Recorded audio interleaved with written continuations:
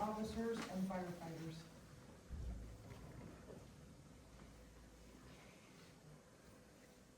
You may be seated.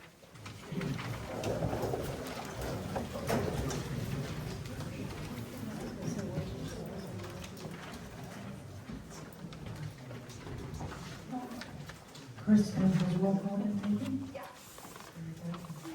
Chief Will you start us with the introductions tonight, please? Brian Will, Fire Chief. Staff Center, Chief of Police.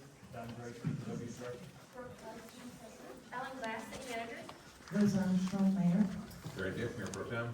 Jerry Link, City Council. Denise Miller, City Council. Tom Hicks, City Council. Pam Howell, City Council. Brenda Simons, City Councilor. Next, we have two pieces of correspondence, one letter from a resident and one letter from Linden Mills Historical Society member. We're going to move on to public comment. Any person wishing to address the city council during the meeting will get 3 minutes under public comment. When the public comment is approached on the agenda, individuals wishing to speak will be called upon utilizing the filled out comment cards. Remarks should be addressed to the presiding officer, and it is not a time for debate, but for questions or comments for council and or staff. Questions will be answered if the information is readily available. If answers are not available during the meeting, council or staff will contact the individual within 48 hours and respond to the question within 10 days or when the information becomes available. First up tonight is Tara Phillips.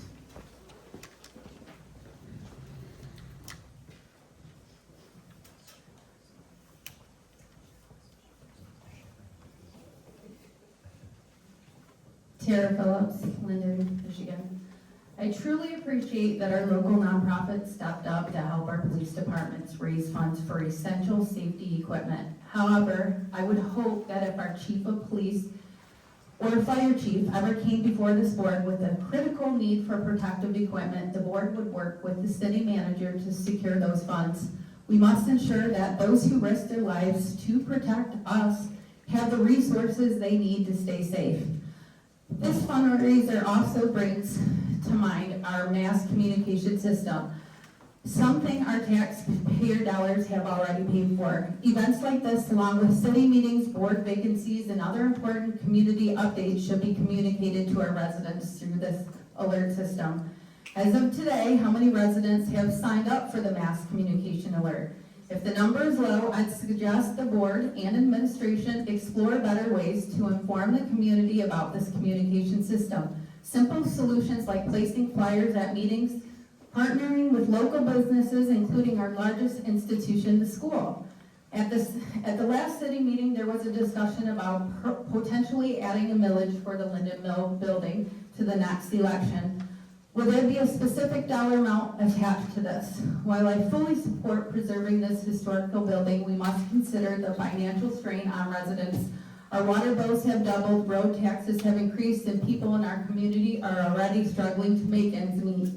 The board voted in 2022 to transition to county water. Since then, how many grants have we applied for? How many council members have reached out to our local elected officials, including Stockton, Mueller, Dice, McDonald Ribbon? I don't care about your political party affiliations and if they are Republican or Democrats. This is about serving the community and serving the people in our community who simply cannot afford these rising costs. Your duty is to the residents who elected you. You need to push harder. You need to be persistent with government agencies. Be a thorn in the side of decision makers. Be a thorn in the city manager's side, looking for grants. No is an acceptable answer when government spending in other areas suggests there are funds available. No is not an acceptable answer when we have residents on fixed incomes struggling to survive. This isn't just about water bills. This is about the reality that families are being torn apart by financial strain. Someone who once had time with their family may now need to be forced to work more hours just to keep up with the endless cost increases. Let me share with you just a fraction of what my 2022-24 expenses were. $3,500 in dental costs, $6,400 out-of-state medical costs, $490 for prescriptions, $792 for lab work, $27,000 for ERP intensive therapy to save my daughter's life. This was here in Michigan, $4,800 in the hotel expenses for therapy to save my daughter's life. Gas, the 6,500 miles we traveled from Michigan to Ohio for therapy. $6,700 for veterinary costs, including surgery for my dog. $2,300 in car repairs. For some of us, this is the reality of life. I am a fighter. I will get through all this. I stand before you today for all those who can't afford these rising costs. I ask this board to keep fighting for them. Do not give up and stand up for the people who need you the most. Thank you.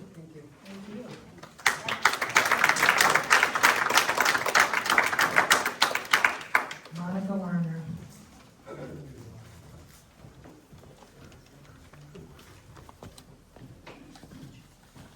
Monica Larner, 152 West Ralston, Linden.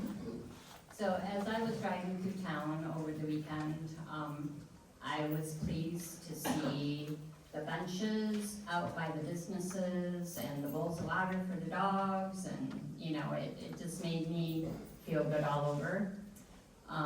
Coming here tonight, the corner of Ralston and Northbridge, there's a mountain of junk there that didn't make me feel so good. So on the correspondence, we have the letters, and I know they were on the agenda, but when we're here in the meeting, it's just kind of, shown, but people don't acknowledge what those letters are, and I think that needs to be addressed. So I just have highlighted a couple of things on Sharon Wright's letter. So she's talking about the mill building, and there's a lot here that she took from the Secretary of the Interior's standards. But what kind of stood out to me is the relationship of wall to windows on the addition should be compatible with the wall to window relationship on our mill. This is not the case with the proposed drawings. They show a few windows on the west wall, but north and south walls have none. Regarding color, instead of being compatible, the porch roof on the mill is shown in a color that contrasts with the other colors on the building. And this was highlighted, using the same wall plane, roof line, cornice height, materials, siding, lap, or window type to make the additions appear to be part of the historic building. And in the drawings, the roof line is all the same, which has been addressed before. But, if there are standards and we're talking about the historical building, I think we need to pay better attention to those things. And then there was another short letter from a historical museum member. And so I just think, the correspondence shouldn't be kind of glossed over. So that's it. Thank you, Monica.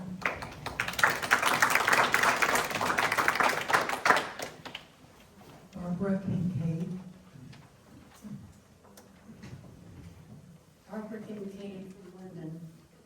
I was privileged to be the curator of the Linden Mills Museum for 14 years. My husband David was president, and we are both lightbringers of the Linden Mills Historical Society. With my background in history and museum administration, we were asked to take the positions of president and curator and began our tenure in 2007 with much enthusiasm, and we devoted many hours, time, and effort as volunteers to both the museum and the community. David and I established bylaws for the society and obtained the Historical Society 501c3 nonprofit organization status, which enabled us to apply for grants. We hosted foreign exchange students, group tours, and bus tours, one of which was an organization traveling the country visiting mill buildings to see how they're being used in today's society. We were told that in all their travels, they had seen many uses of mills, but ours was the only one which housed a museum. In addition to our regular tours, we offered on-call tours when requested. David developed both a walking and driving tour of Linden's historic district. We organized 4 Fairview Cemetery tours highlighting the final resting places of many of Linden's pioneer families with our society members as docents dressed in vintage attire. We conducted over 30 oral history interviews of longtime Linden residents who were born here, many who have passed on now, making those oral interviews even more precious. We opened our museum to community events, Linden schools, summer and holiday happenings, promoting our outstanding museum. In 2010, I obtained a matching grant from the Fenton Community Fund for 3 chairlifts, which enabled us to have more visitors to have access to the museum. Additional funds for the grant came from Linden Kiwanis, Roger and Carolyn Kaufman, and other Linden residents and organizations. Chris Wren was city manager at the time, and Chris arranged for a partial funding donation for the chairlifts from the funds as bequeathed in the will of society member Red Close of the Historical Society. The devotion continued when Pete and Barb Moss became president and co-curators. They continued the leadership journey with Barb's devoted support, enhancing museum exhibits even further. Pete wrote a book on Linden, which went to a second printing, and established a society newsletter.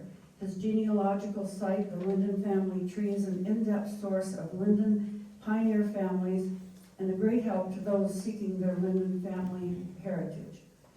Mission goals for our museum is that in addition to artifacts, history, and exhibits, we also recognize and honor the people of Linden who are dedicated to continue the legend since 1837. They left diaries, documents, and photos. They endured many hardships along the way, but their perseverance prevailed as they settled here. The museum originated in 1975 in the mill building. The front stairs were built by residents, each buying a step for $100 so the second floor could be accessed. Just letting you know, I'm sorry to be rude, but your time has, if you could wrap it. Okay, I'm sorry. I'm almost there. Thank you. Mhm. They also built a second stairway to the top floor, laid down donated vintage wooden flooring, and so much more. The museum is an iconic landmark of Linden's history and belongs to the citizens and the community. Historical Society members are the keepers of the museum, which has been housed in the mill building since the museum's inception and should remain there. Thank you. Thank you.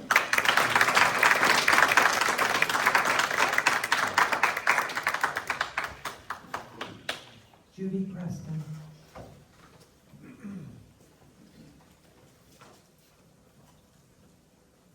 I want to address and let you guys know this looks very nice. The speaker is working very good, thanks to Brent and stuff. But I do want to address, I did do some emails. Y'all got emails. Somebody addressed me that I was using AI. I'm here to inform you, I did not use AI. I called the House of Representatives. They gave me the information. The AI was part of my phone. It was not used. AI was not used. It was from the House of Representatives for my information. Number two, I want to know if you guys are going to address the mold infrastructure in the city hall. And number three, the worst thing I've ever seen, the restrooms that the workers have to use at the DPW. Very, very disgusting. Thank you. Thank you. Craig Newberry.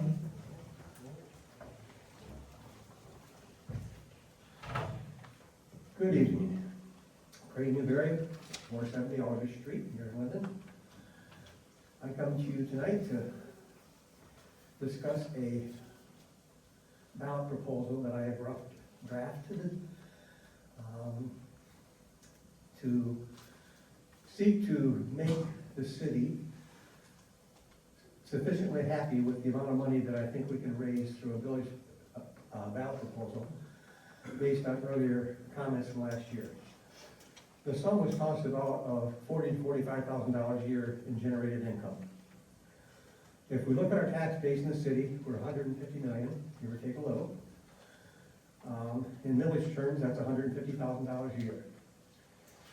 If I write a ballot proposal, which I drafted out already, for one half a mil, that's roughly $37,500 a year. I could increase that a little bit beyond there to get to exactly 40,000, or we could ask the city to toss in $2,500 and call it even. Last weekend, I saw in the Tri-County that the city has the same idea, except they would like to also involve the old VFW hall in that idea. I'm dead set against using any of the money I'm talking about for that purpose. If the city wants to do that, that's fine, but that's altogether different to me. I have talked with a lot of people who say they support the idea of the museum and the library going right back where they were. And my idea is, put your money where your mouth is. If you say this is what you want, I know these are hard times. There are always hard times. There are no easy times. If you want the museum and the library back in the mill, I would expect and hope that you would vote yes on this ballot proposal I'm going to bring forth. That's all I have to say. Thank you.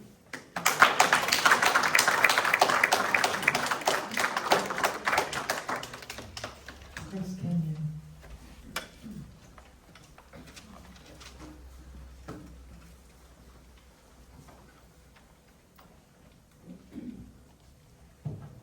Chris Kenyon, 857 Beach Buggy. I just want, this is just my opinion, I want the mill, or museum back in the mill building. That's where it belongs. Even if we can only do a floor, it needs to be there. It's the heart of the city, and the museum demonstrates the heart of our city. Again, my opinion, I could care less where the library goes. I'm not a library user, and if we have to pick and choose, then it needs to be the museum. I have no problem paying a little extra in my village to support the museum, and I think a lot of people feel the same way. And I know it is hard times, as has been already discussed. I'm on a fixed income, so I can't go out and work extra hours to make more money, but I'm willing to pay that extra to keep the museum there.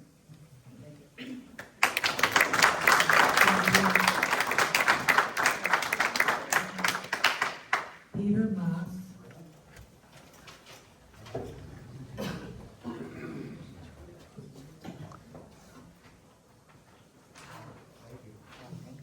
Peter Moss, President of the Linden Mills Historical Society. Next month will mark the 50th year that the Linden Mills Historical Society and Museum have been in the historic mill building. 50 years. We had a mission statement at that time to preserve the heritage, history, and appearance of the Linden area and to educate all those new to this area and its rich history and culture. We have worked hard to involve the area's young people by hosting the second graders in May. We encouraged them to get involved with the museum. We encouraged them to get involved with the Historical Society, and so we have, this last year, have implemented a free membership to all students. Anyone that's going to school gets a free membership to the Historical Society. Also, we have included, the high schools have been involved, and we will be working with some of the high school students as well. We have established a research area which never got fully developed due to the timeline that we were in, but we have established a research area in the museum where students and adults, anyone can go and learn about our history as well as genealogy from this area. Being in education for over 40 years and 36 of it right here in the Linden Community Schools, I have seen several thousands of youngsters ages 6 to 18 go through the school system. Some, I am sure, are present in this room today. Some of them probably don't want to admit that they're here. A small group of educators, current and current members of the Historical Society, are also involved with our museum.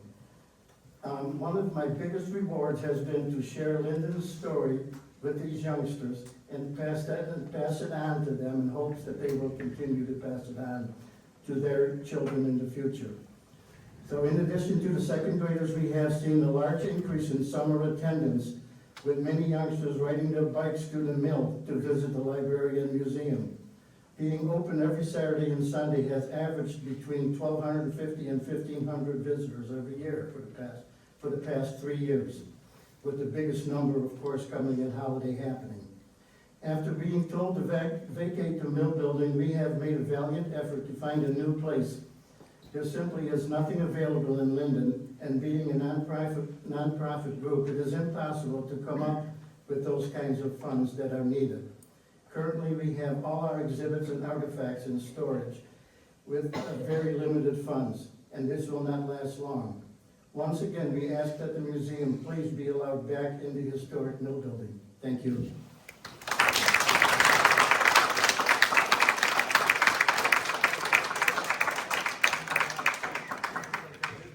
Thank you. Marguerite Plum.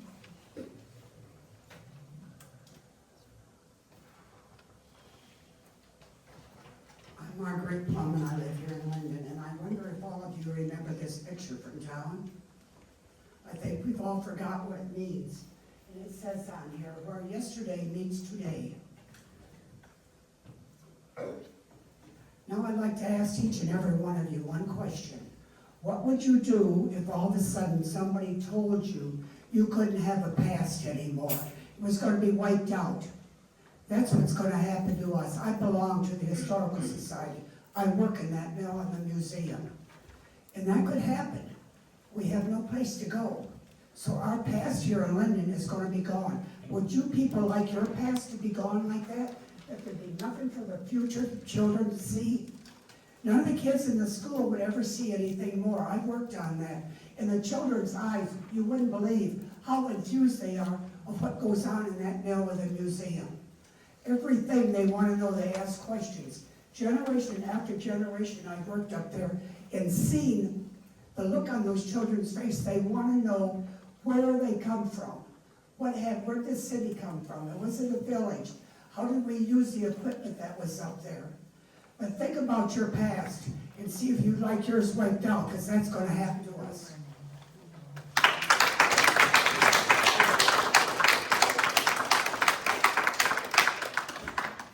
Thank you. Sharon Wright.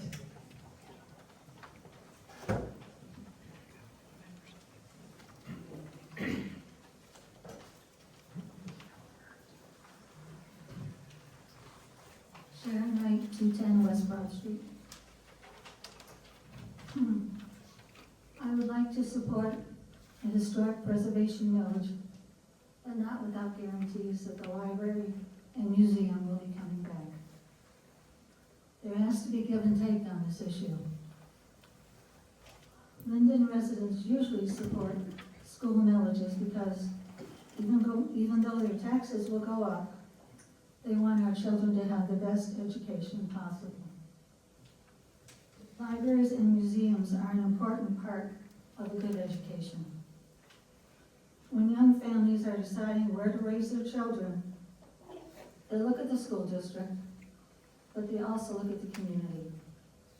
A community that has a library and museum is far more appealing than a community that didn't put enough value on their library and museum when they still had them. Thank you.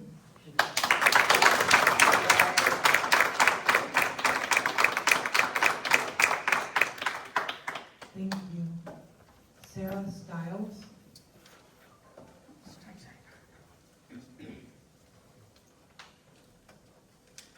Sarah Stiles, 5468 Dooley Drive in Linden. I'd like to address the council in regards to our general business, Shiawassee River Shuttle, LLC. We are a kayak rental and shuttle service. We currently keep all of our equipment at our home and meet our customers at the Linden Mill Pond or various launch points along our beautiful Shiawassee. In the future, we would like a brick and mortar establishment where our customers can meet us, pick up their equipment, and choose their route. As plans for the mill building are discussed, we'd like to be considered as a possible tenant. We could also sell outdoor gear as a retail space.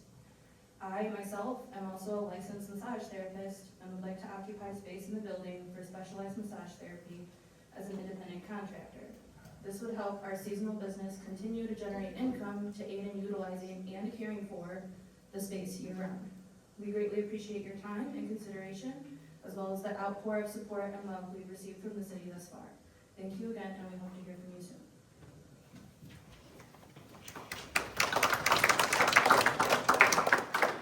Thank you. Heidi Fletcher. Hi, Heidi Fletcher, 1570 West Ralston. At the February 24th Linden City Council meeting, it was requested that the topic of adding a historic preservation millage be added to tonight's work session. As there is no election slated for November 2025, adding a special election would create an unnecessary cost for the city of Linden, which ultimately is the cost that is passed on to its residents. In addition, the residents of the city of Linden are already bearing the weight of special assessment districts for their roads, doubled water rates, a recent millage allocating dollars specifically to our police and fire departments, as well as annual increases in property taxes. This strain has some city residents questioning whether they are financially able to remain property owners within the city limits. This point has been brought up directly by residents at city council meetings more than once in the past year. When questioned by the city manager whether there would be any guarantee as to what will go into the buildings as part of the millage, the response was no. Part of the statement made was that we already know how much it costs to maintain the buildings, and that other buildings would also benefit from this historic preservation millage. The principle behind this millage is that regardless of what goes into the buildings, they will be here forever. This leaves city residents to understand that there is no guarantee that the museum, library, and city offices will be housed in any of the historic buildings. It appears that this creates the opportunity for these buildings to generate revenue for the city of Linden, yet provide no funds for the upkeep of any of the structures themselves, the upkeep then falling on the citizens through the millage. Understandably, preserving historic buildings that are part of the city of Linden is of importance, but funding it on the backs of residents will cause more strain on the finances of residents who already feel they are being priced out of living in the city of Linden. I am asking that any further progress regarding the addition of a historic preservation millage with no guarantee to the library, museum, and city offices being housed in the buildings to a special election in November of 2025 be halted.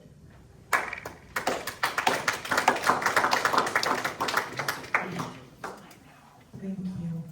Is there any further public comment? Anyone else wishing to speak tonight? Seeing none, public comment is closed. We're going to move on to the consent agenda. A, the city council regular meeting minutes from February 24th, 2025. B, the financial reports. Kristen, can we please get a roll call? We need to make a Oh, motion. sorry. I'll make a motion that we approve these. I second.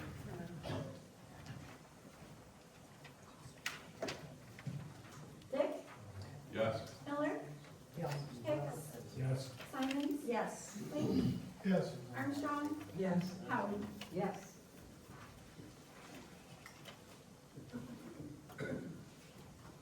All right, so real quick, I want to take a second just to explain what's going on tonight is kind of new. So tonight is gonna be an actual work session. So all the items that we're gonna be discussing tonight are gonna be done, the discussions are gonna be done for full transparency in front of the public. It does not mean that these things are gonna take place, it means that we need a place to be able to discuss them in front of you. And so that moving forward on the first meeting of the month will be how the meetings will be going, okay?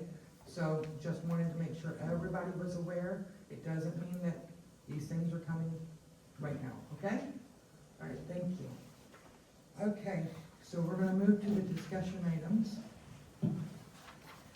The first discussion item is the rules of procedure amendments.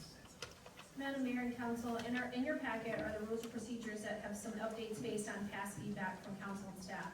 We'd like to review each section with you to determine any edits, and I'll let Kristen actually lead us through the document, as I've asked her to research and provide recommendations. So with that, I'd like to ask Kristen to help us work through that, and we'll go through the rules of procedures section at a time and discuss each of them. And this is the time for us to discuss. I know in the past we talked about public comment and how we handle that and address that. So Kristen, do you mind helping us in that process and leading us through? Sure. In front of you, if you prefer, we can just take it section by section. I can just review some of the proposed changes that I made based on doing some research on other communities' rules of procedure and speaking with some other clerks in different communities. So we have just a slight amendment to section A, authority, just to encompass that we are also adhering to our city charter guidelines in addition to state statutes and Open Meetings Act. Slight modifications to the regular meetings and public hearings section. Changing the time to 6:30 p.m. from 7 p.m. and also the meeting location. Special meetings. It was actually brought to my attention by a resident that we had some conflicting language. Our charter stated one thing, but our rules stated another. So just to make sure that the language is accurate, we just slightly updated proposing updates to section 2 special meetings. I apologize for my keeps going out. Any questions so far? Any comments? Perfect. Nothing proposed presently for section 3 or section 4, but open to suggestions if anyone feels compelled. Section 5 for public hearings. That section used to be within the regular meetings, section 1, and it's all right now. Nothing to 6 and 7. As we move into conduct of meetings, it was Battery change. for conduct of meetings, it was previously discussed during council meetings that perhaps we needed some sort of code of conduct or something addressing potential disrespect or booze or name calling. So I just added that in based off of that discussion. If anyone has any comments or objections to it. I think that's typical language, Kristen. Yes, that's what I found. For agenda preparation, so this slight changes. So during our training, we did talk about including financial reports to just kind of streamline it under the consent agenda, which we did practice tonight. And the only change with that is just it requires a roll call for the financial reports. This proposed agenda is for a regular council meeting. I'd like to keep this, or I think we should keep this, but I also would propose that we also add the work session agenda, as that looks a little bit different than the regular. So we can just make sure that it's consistent and both are included, just for clarification. Moving along, nothing yet for consent agenda or agenda distribution. No changes proposed for any of page 4 as of right now, nor page 5. Kristen, really quick, let's back up to agenda distribution. We still have to make edits there because we need to deliver via email. On page 3 of 8. And then just it says agendas shall be distributed to council members by first-class mail, personal delivery to their residents. Or via email. Or via email. Do we want to take out that other, or just leave them via email? I think that particular section, that language did encompass what we have presently in our charter. Okay. So I left it.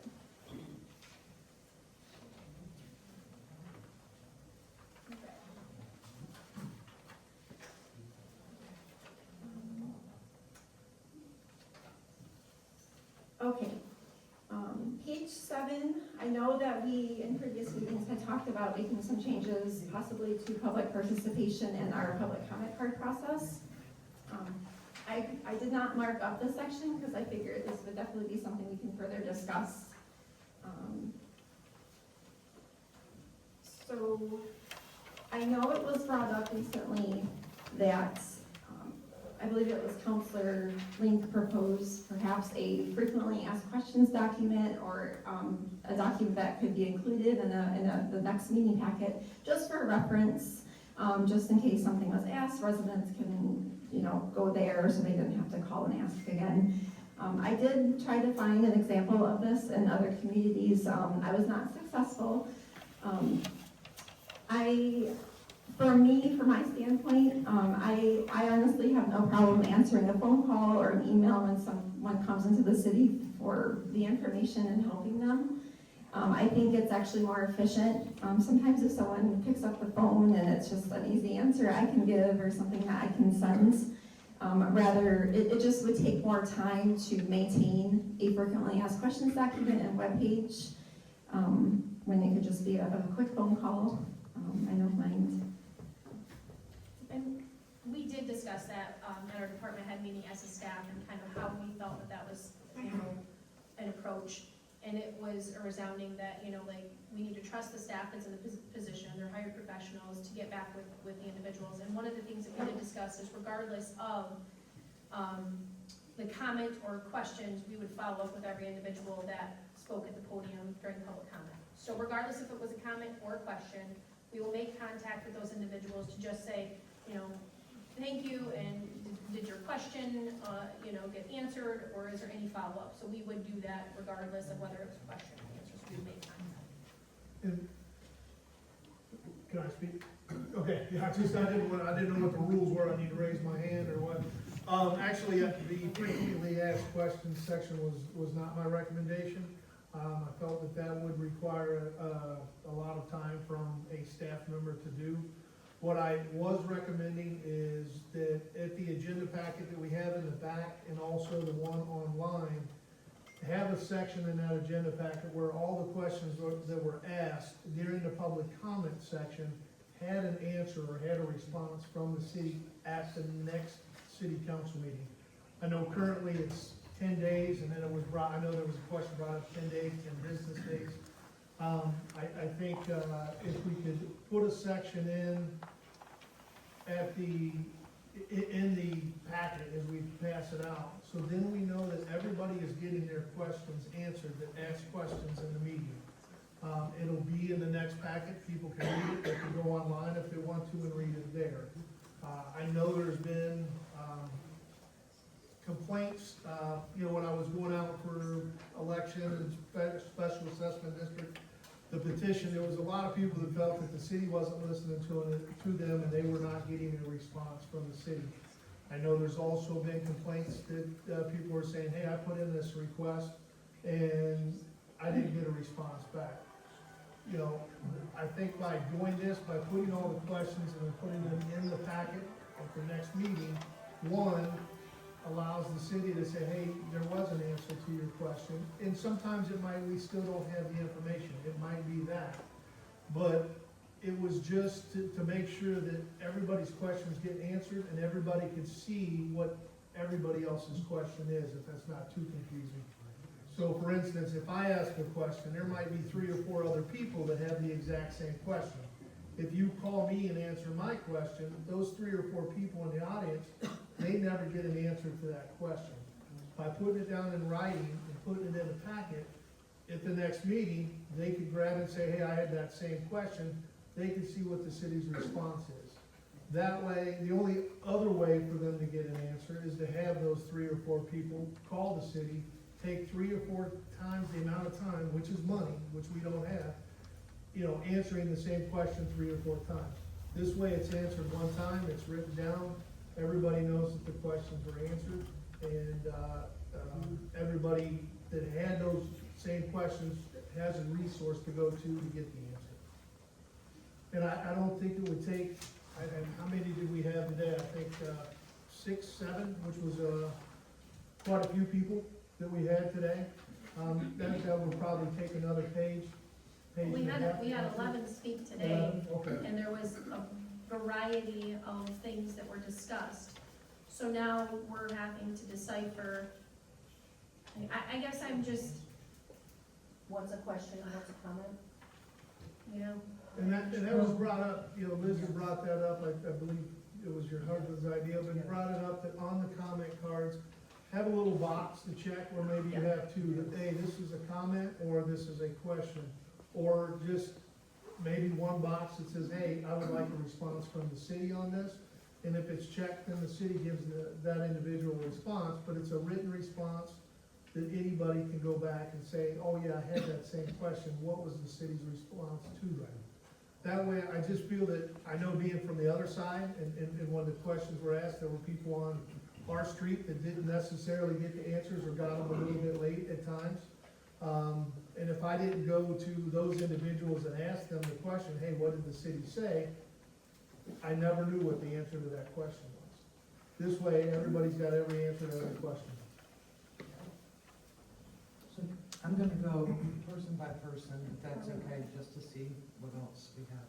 Brenda, do you have anything you'd like to add? Just that I think that's a lot of work, I agree with that. And putting the questions and answers in the agenda packet, I think that'd be more of a reference for us than it would be for anybody else. It's a lot of digging, I think it gets lost in the package. That's Hang all I on have. just a minute, Rob, I'm gonna bounce it out there in a minute. Tim?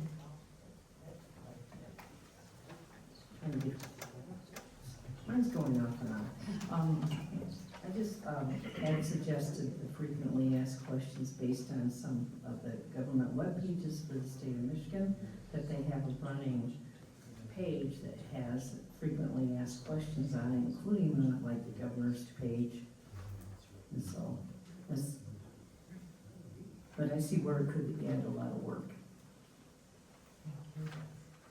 Tom? No, I have no comments at this time, thank you. Denise?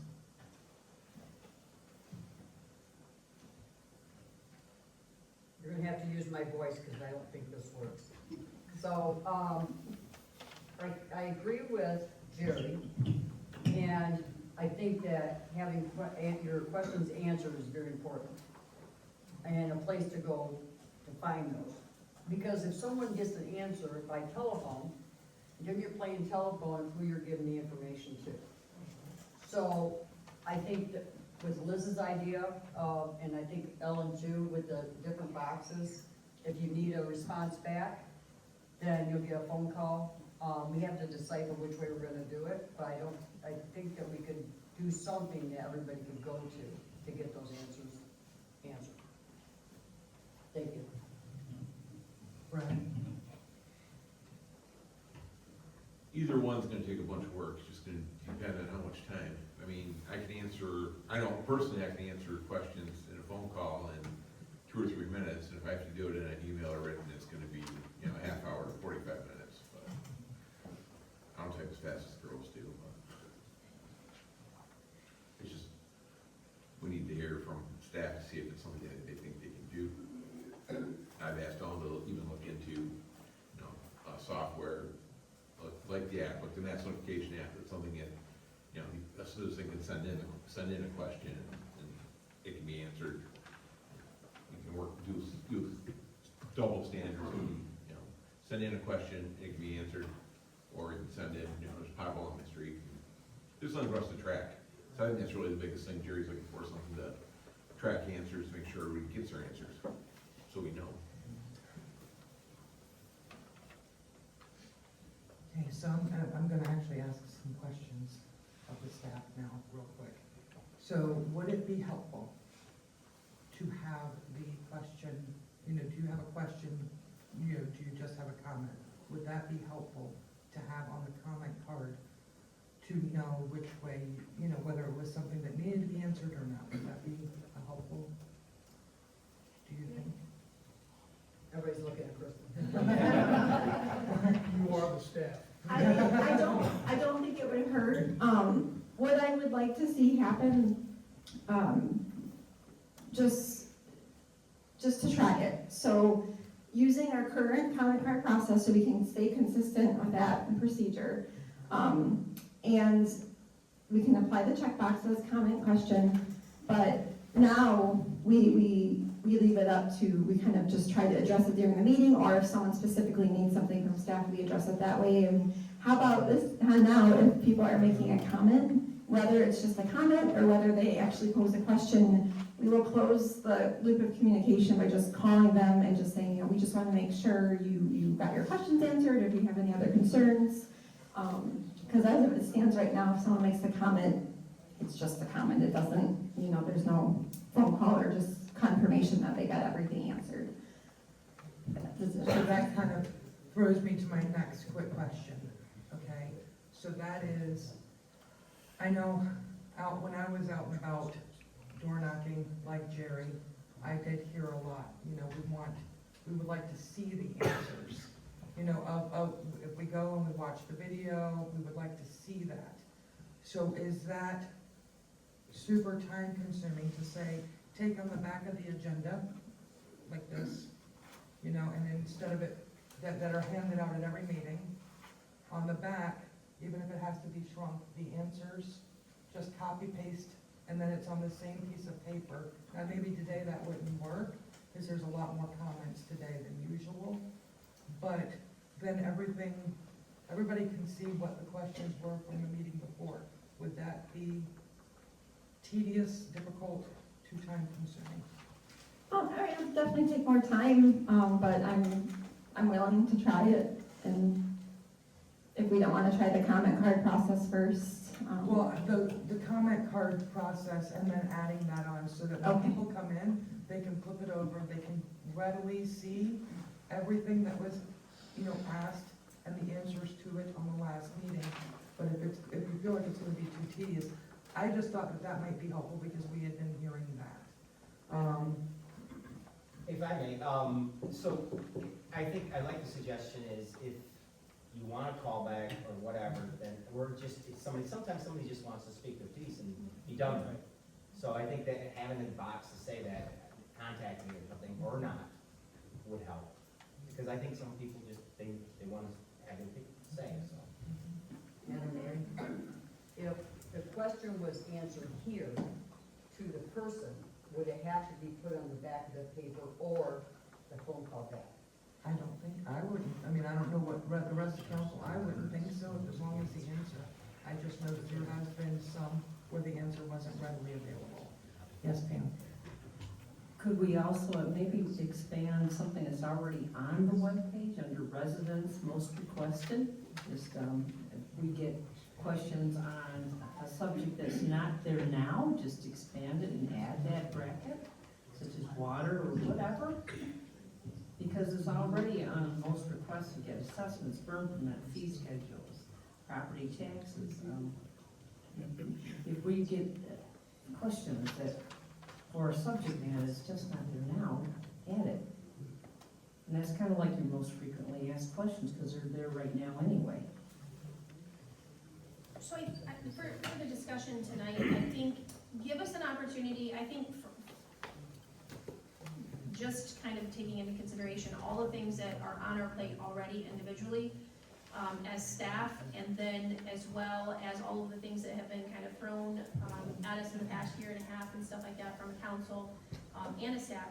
Let us make the amendments. We can amend this to reflect the changes to the comment card. Give us an opportunity to see if people are happy with the correspondence that they're getting back from the staff, right? We'll try to answer the questions that we can during the meeting. If we can't, we will follow up with them regardless to close that gap, to close that communication gap. Give us some time to see what the feedback is.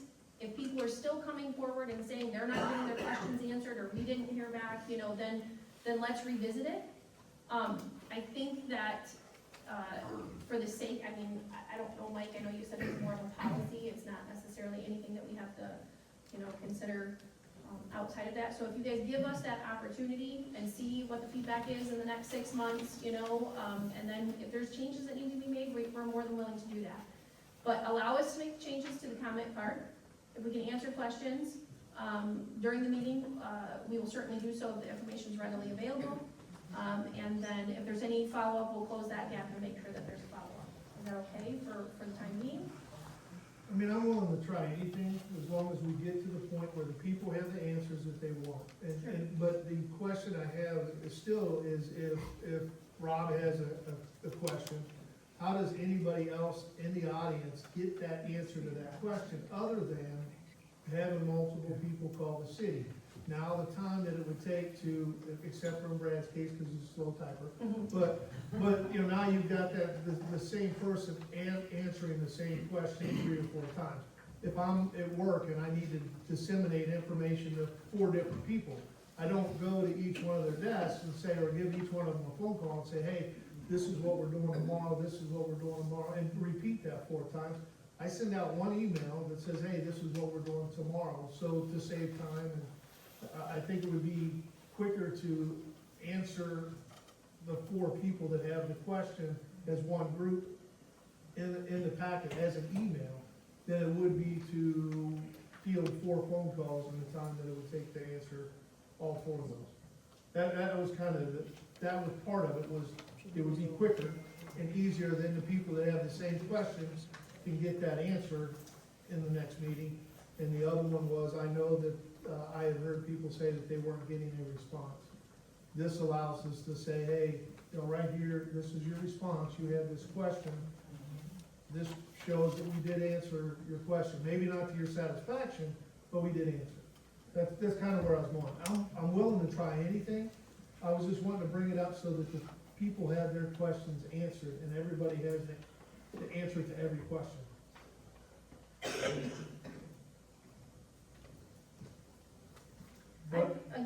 I have to put a little bit back on the residents and property owners as well, right? Like, if they have that question, there's a number of ways for them to contact City Hall, right? They can come into City Hall, they can email City Hall, they can come to the council meetings and ask that question. As far as like, if we get repetitive questions, we do try to put frequently asked questions on each of the department pages. I think tax related, I think, you know, things like that and stuff like that are just general, most requested, right? So, but I know that you're referring to project specific, probably, you know, more so. Public comments. Correct, understood, Yeah. but I think what you're referencing is project specific to the SAPs, right? Like, that's been where the question had came from, I think, before. That's where I originally heard the complaints, was that some people in the SADs were not getting answers. Hey, I asked this question, I didn't get an answer at times at all, or, you know. Right, and I think that comes down to in the past where it was either, okay, well, it's, a comment is treated differently than a question or a follow-up. And so if we're allowed to, we'll close the gap regardless, right? Whether it's a comment or a question, we'll just close the gap and do that. But, I mean, that's just, I mean, there's also changes, you know, you guys are wanting the packets out sooner and stuff like that, and as you know, Jerry, and I think we had correspondence this week, it's tough for us to do that as well. So now we're adding on that other element and stuff, so that is going to affect staff time. We have not had, an instance where I feel, I mean, other than the rate increases, I feel like, were the ones where we had you know, like, there was a number of calls within, you know, a 2-week period and stuff with the same questions, stuff like that. So, I mean, we're happy to try to amend stuff, but I also have to be conscientious of staff time and things like that. And then, you know, so again, it's whatever the consensus of the council would like us to do, so we can, you know, get this amended and bring it back for a vote. We're not voting on it tonight, so. Right. And I'm fine with doing the comment card and see how that goes. And basically, it doesn't come down to what I want or what anybody on this side of the table wants. Is it the people, are they satisfied with the responses that they're getting and the answers that they're getting? I mean, which we all understand that, obviously, but, I mean, that was, from me being on that side, those were the things that I heard. And when I went around and talked to residents, those were the complaints that I heard. And I think that we just need to move more towards making sure that the people understand that we're listening and we're paying attention. Because if we don't, the same thing will happen in the next election that happened this one, where we had a big turnover, you know. Do any council members have any further questions or comments? I think we should let Ellen go ahead and handle this. I think between the staff and Ellen, they can take a look at the comment cards, anything that's not answered in the meeting, follow up on it. I don't think it's a really big problem. I don't hear a lot of the no communication comments anymore. I didn't get an answer. Not the last couple of meetings anyway. All right, so now I'm gonna move to, if residents have comments or questions about this, I would ask you to come to the podium. Please. It's not a major question, it's kind of more of an efficiency thing. Tonight, there was, 11 people that came up? 11 people, most of which discussed the exact same thing. You're gonna contact 11 different people, have 11 different conversations, of which are gonna, all things that were already asked by other people are all gonna have to be answered again. From an efficiency standpoint, it makes no sense to do that. One simple, well thought out and written comment would answer all the questions for months and months and months. Most of the people that come up here do speak about the mill.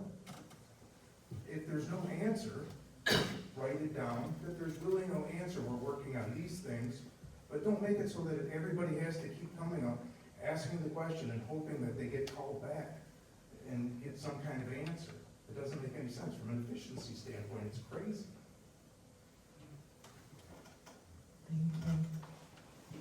Madam Mayor, can I speak? I had written the same thing down at the top of my agenda. When will we know what we're putting in the mill building? Because I haven't heard anything in a little while. And we keep hearing that repetitively, as he stated. So that is something I think we can get an answer to. When will we have that? When will we have an answer on that? When are we talking about it?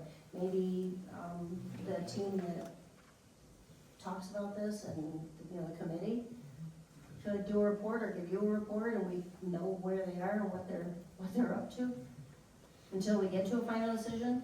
Because the easy answer tonight was we don't have a decision yet. Yeah, we hear you, we don't have a decision, right? Would you? So the comments, the public comments that we received, I was gonna try to address during, Yes, ma'am, we'll manager's let you do update that. and things like that. So I'm happy to give an update, Okay. My opinion is you say public comments on here, okay? That's where we make a public comment, okay? Why don't you try, this is just an experiment, I'm sort of with Alan, put public comments into a questionnaire over here, public questions. So if you have a comment, you fill out this form. That means when you get the form, you don't answer those. When you get the questions, you address those. Judy, I think that's what they're gonna do, is on that. That is the paper at whole bottom, deal. You're gonna check. But I agree with him, we come up to this podium and repeat, and you can't email everybody, because I've tried this. One question, and let me tell you, everybody on this board, somewhere or another, has asked them answer that question different. Definitely I can show you where there's 3 different answers to one question. One question, and they told 3 different situations. This is, well, which one is it? Judy, to your point, that's why the staff needs to be the one that's answering the questions, because these people have jobs and lives outside of their positions, and they show up to a meeting twice a month, where that is our responsibility as staff, is to answer those questions and things like that, so you're getting the answers that you need, and each one of these individuals interpret things and explain them very differently. And in fairness to them, like I said, they're showing up twice a month to a meeting where this is not their full-time job. It is our full-time job, right? And as staff, it's our responsibility to be the ones to respond to you. Now, if you have specific questions about how they voted or why there was a policy put in place or why they felt the need to implement those, then those are questions that they can answer, because that's their responsibility to cast that vote and then be able to address why they voted in that fashion. But if you're asking specifics about projects or day-to-day, that really does need to come to the staff. So is there a website or something, we can address the staff instead of bothering the staff and letting them work every other they get time, So we can address it's it. not about bothering the staff. If we get an email, we will try to address it, but the email has to be clear with questions and things like that. And a lot of times, what we have found is we get a lot of questions, and we provide the answers, but, you know, it's either a format of whether they appreciate the answer, I guess, so. Well, then, if the questions are answered, like he was saying, why can't you do it once a month and try to, like they said, here's the bill, here's the water, here's this. Make it on the piece of paper as a packet where these are the questions that were addressed, so that we don't keep coming and answering the same thing, and then saying, well, we didn't get the answer. Well, I already gave you so much. That's what's, you know, you got, it's like he's saying, you have to be able to communicate with the whole public. You can't, I know it's hard, but it is a very good solution. But make a packet, you don't have to, I'm not saying do it in 2 weeks. Take a month to answer and say, here's a packet in the back of the thing. Here was what comments were made, or questions were made, and here's the answers that we have at this time. And leave it at that. That way, if they do want to re-question you, they can re-question you at that time.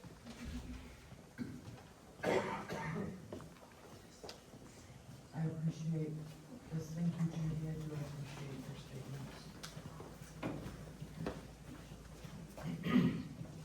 I just want to bring it around again to what Jerry was actually asking for. For an answer on the agenda of the next meeting for questions that were asked at the previous meeting. This is not project specific. This is just based on our experience as residents of one person getting up to speak and asking a question. And as Denise said, then it becomes a game of telephone. One neighbor passes it on to another neighbor passes it on to another, and by the last person, they have the wrong information. All of which council members complained about, people having the wrong information. This seems like an ideal way to clear it up. If there's a question, put the answer. If there's no answer, we're working on it. But I don't think that it's this big of a deal to have to create a page and do all of this. When you have multiple residents getting up, there are more that can't come to the meeting or that are afraid to get up and speak at a meeting. It's not complicated, just answer this question. Thank you, Heidi.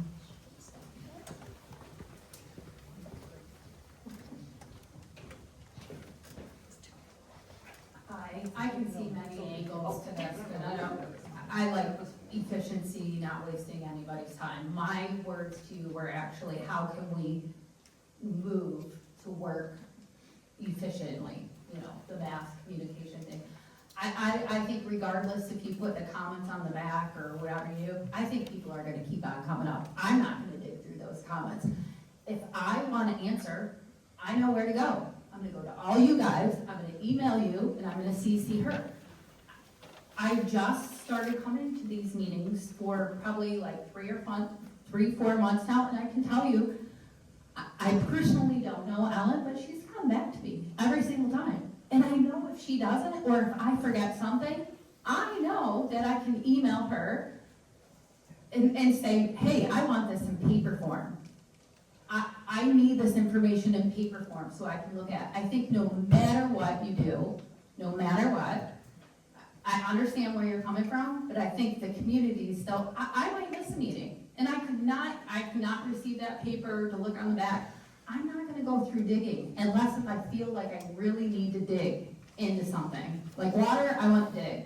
I wanna find out what happened here. But did our community, I guess if you can ask me this, did our community get out flyers for years that said there's gonna be a water increase? Did you guys provide that?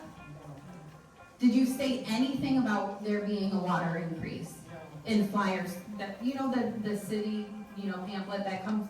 Yeah, I actually think that you read it at one of the meetings. Yes, so the people who are reading that document knew, right, it was coming. I see comments actually by you in the newspaper, you know, comments like talking about this water increase, before our community came here, right? And was ticked off about the water increase. So I guess my point being is, are they really gonna stop and read it? Like, again, I'm just gonna come and email all you guys, and then I'm gonna CC Ellen, and whether you like her or not, she's gotten back to me, so I can't complain. And maybe she missed a couple, 2 emails, maybe you forgot to respond. We are human beings here, and that's gonna happen. But I hold that up to myself, like, okay, I need to follow back up with you. Oh, sorry. You emailed me back, and maybe I didn't see the email, but you called me out on it. Thank you. Call me out. So I feel that's more on us residents to do the work and be a thorn in your side than it is for you guys to have to babysit all of us out here. I do like the check mark, or maybe like, hey, I need a question answered, can you get back with me? Great. But like I said, I've never, and I'm sure it will happen here and there, that's life, we're all busy. But Ellen, or anybody I've asked the question to out here, you've always gotten the answer to me, so I can't complain. Whether I agree with you or not, I can't complain. I'm seeing the communication, so. Thank you. And sorry I get loud and my anxiety builds up as I stand here, so I'm sorry. It's okay,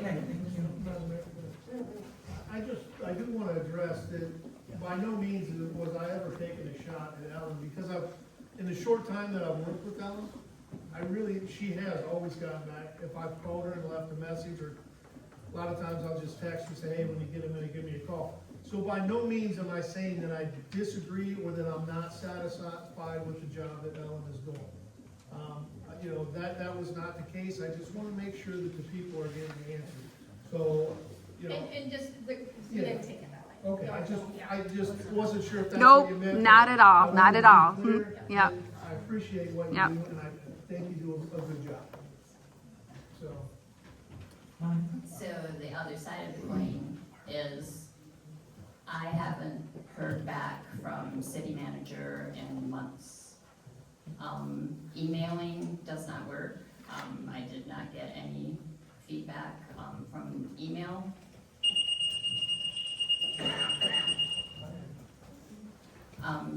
So when the minutes are being typed up, the minutes kind of mimic, what the questions are. Why can't something be answered right in the minutes? Saying, okay, this is the answer to that question that was addressed in the minutes.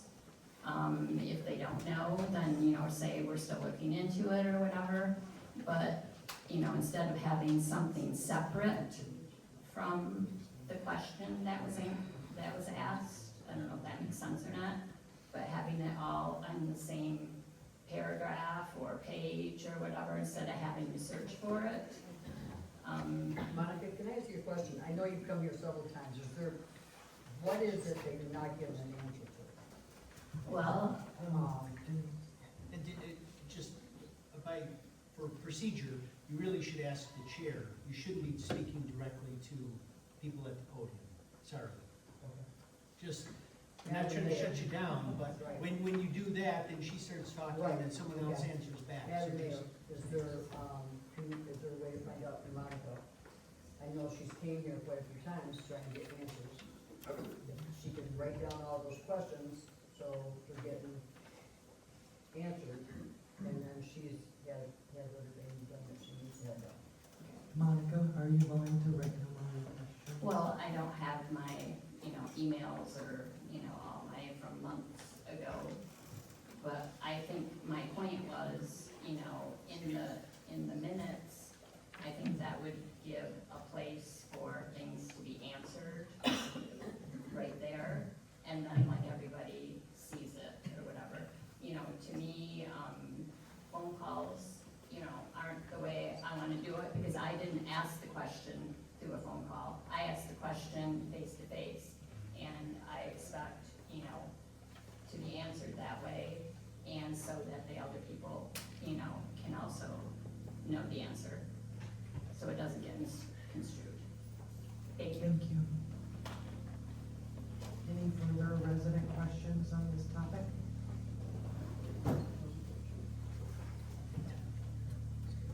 Oh, I'm sorry. That's fine. Madam Mayor, may I address you and Ellen, please?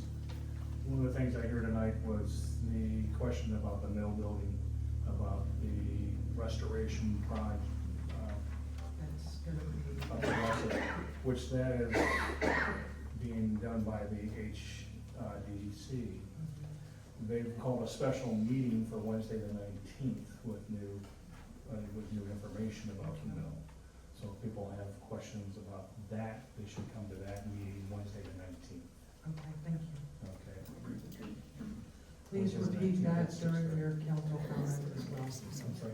Please repeat that during your council comment as well. Thank you. Thank you. Is there any way at the end of a meeting, before we conclude, that Ms. Glass can respond to any questions that she already has answers to, like in your closing statements, just answer random, like, if you know off the top of your head some of the questions that were asked tonight, could you respond to them and answer them so that us that are sitting in the audience can hear the answers? Yeah, that's currently how we do it. If we do have the information, that's how we currently do it. So, okay, I don't see that. I mean, yeah, we're happy to answer the questions if we have the information. If we don't have the information, we'll follow. Just to kind of come back on the back Thank and you. forth. Thank you. Sorry, I have one more thing. I'm a resident here videotaping, so the community can see what is going on. Maybe our city needs to videotape, because I don't have your outreach, okay? So if people come back and they look at these videos, they can find the answers. Direct them to the video, I don't know.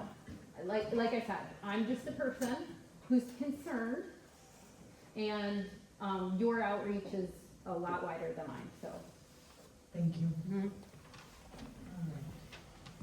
I'm going to close this portion of the discussion and move on to the trash ordinance revision. Oh, Madam Mayor, can I just clarify? Did anyone have any other comments on the suggested amendments for the rules of procedure? We will be bringing them back to the next meeting for final adoption. No questions.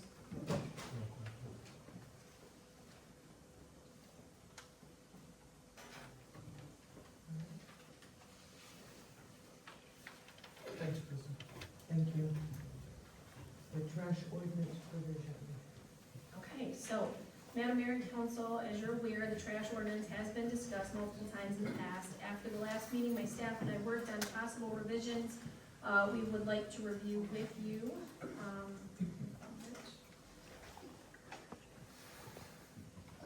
And just to clarify, so it's interesting, I know that it was talked about at the last meeting that hadn't been revised since like 1955, but you can see in there that it references 2011 code. So I think that they reviewed it in 2011, and if it was, there must not have been any necessary changes at the time, but it has been reviewed since 1955.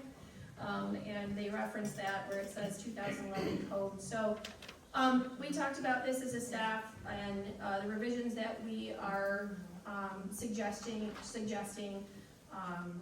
are just to try to bring it up to current standard and what the expectation is.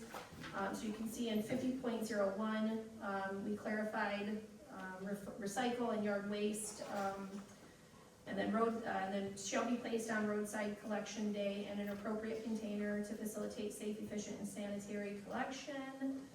In 50.2, we made a minor revision. Let's see, suggested language to 50.3, all residents, refuse, recycle, and yard waste expecting bulk items and non-compliance items shall be placed in a container acceptable to the city. So that was suggested revision to 50.3. 50.4, again, some minor revisions to the language to update. Also,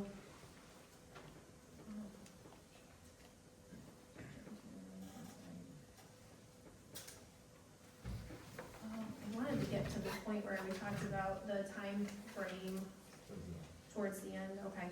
And so then we made suggestions to the pre-collection requirements, solid waste, yard waste, and special refuge, identifying definitions for those. In 50.5, exceptions for underground burial. Again, small revisions there.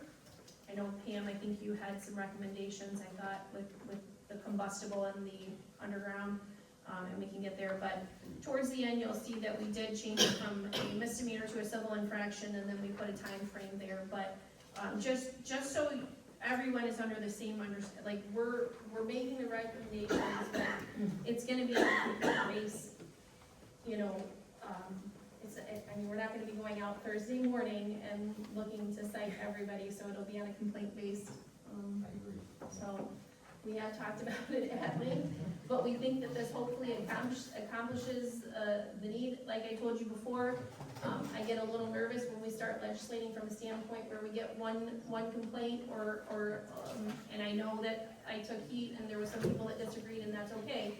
My responsibility is to bring forward to you guys recommendations that, you know, looking at the bigger picture, right?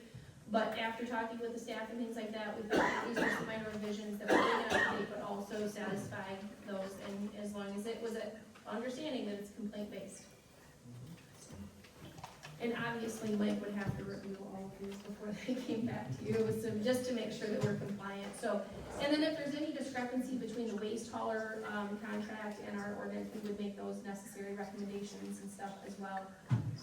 So, all right. Thank you, Ellen. Yeah. Pam? Since this originally came out in 1955 and the Clean Air Act came out in 1972, it needs to be updated to recognize the open burning regulations in the state of Michigan. And also, I think, so if we went through this, the city does not accept responsibility for collection disposable combustible materials, including rags, papers. I think you can split that, papers, cartons, boxes, off into recyclable materials and place that under, where you explain the types of recycling. Like, maybe that doesn't even need to be part of it because it's already talked about under, you know, yard waste collection and stuff. And then, where there's some wording in here that just, I'm looking for the wording. So I just think you just need to update that for the Open Burning Act. You know, that there's rules that you can't burn anything but untreated paper due to the chemicals are contained on the paper, you know, that release trichloroethylene and all sorts of carcinogens into the air, and that's one reason why for the Clean Air Open Burning Act. Protect human life and from getting cancers, lung cancers can be prevented, sorry about that. Yeah, well, anyway. And you're right, it's also lined about the 50.6. So that's what I was talking about, combustible materials. Thank you, Pam. And I have a copy of the act if you need it. Tom, do you have any questions? Denise? No, I think this is good. Jerry? Well, yes, I do. Sarah? One thing in 50.4, the suggestion on the bottom, I would like to add that suggestion, where it talks about placing the refuse in an acceptable container. I know at one time, and this is probably before everybody except maybe Tom around here, people who lived diagonal across from us never took out their garbage. They would take their garbage and they would leave their garbage in their garage, and it became a problem and then the city had to come and then once that happened, was it? Okay. You know, that it's put into the container when they were forced to take their garbage out. Well, then the people across the street, my neighbors, ourselves, had a severe rat problem because they were putting their garbage in the garage, so it became a problem. And I think we killed 30-something rats at my house, and we were the least because we were the furthest away. But just that, I think it's a good idea to say, hey, look, you can't just throw your trash in the garage and let it sit there. It needs to go into a container. So So, what Brad said, it's in another 52. We do have another ordinance on Well, that. 50.02 requires weekly trash pickup. That additionally, but, collection of waste and whatnot, I can't remember what it's called, Mike, but we do have another ordinance addressing that. Okay. So, The I just international like this. property maintenance And comes there's a under code. code enforcement. If our code enforcement officer can physically see the violation, they can enforce. Okay, I just like that suggestion, that's just. Thank you, Jeremy. Brad? Another question is 50.05, exception for underground burial. In today's day and age, where we're picking up all kinds of trash, what are we burying? We can take that out. I don't think that needs to be in there. Agreed. Yes, please. Strike that. Brenda? My comments were covered, thanks. Very good. As were mine. Do the residents have any questions on this topic?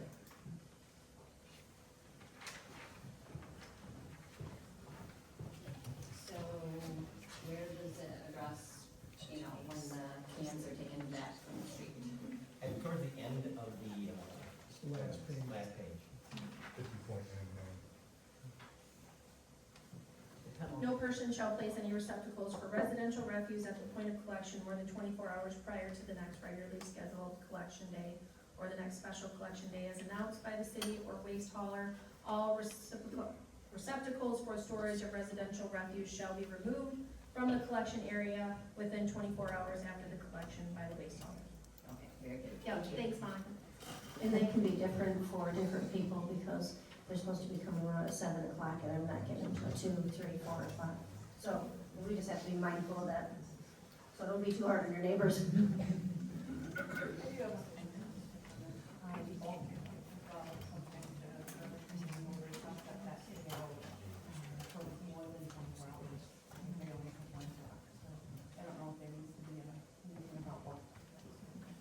And that's why we have. Can you repeat that question so the audience can hear it? I'm So sorry. Brooke is referencing the bulk item pickup. The refuse hauler sometimes requires it to be out longer than 24 hours because it's a special pickup, right?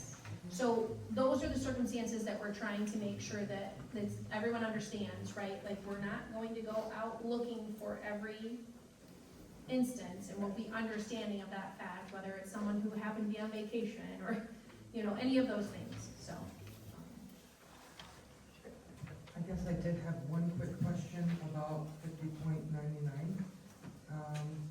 It says subject to the fines and penalties. So that is already in the ordinance, we don't need to set any of that. Yeah, our ordinance addresses civil infractions, I think it's 30, I'm sorry, I don't know off the top of my head, but it does spell out what civil infraction. Okay, perfect. All right, any further questions on this topic? Hearing and seeing none, we are going to move on to C, the special election.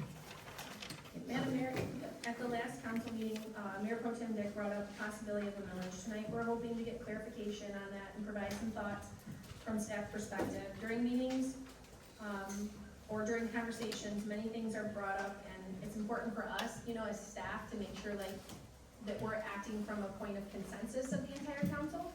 So that's why we wanted, Brad had brought this up at the last meeting, so we're hoping to just get some clarification of what the expectation is on that specific millage language, I guess. And, it was specifically requested to be on the agenda tonight for an open discussion, so.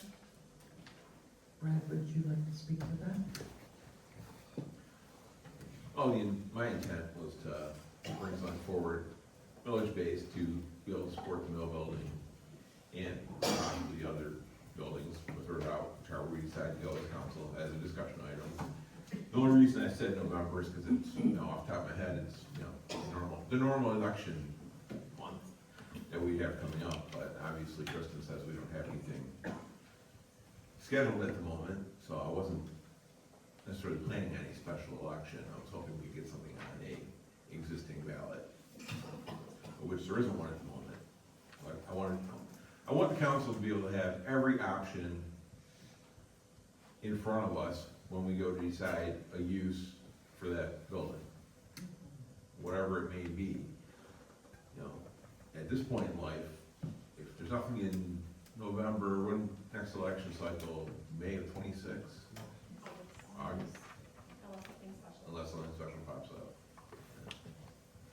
Yeah, it gives us, puts it way, way out there, probably not in our usable time frame.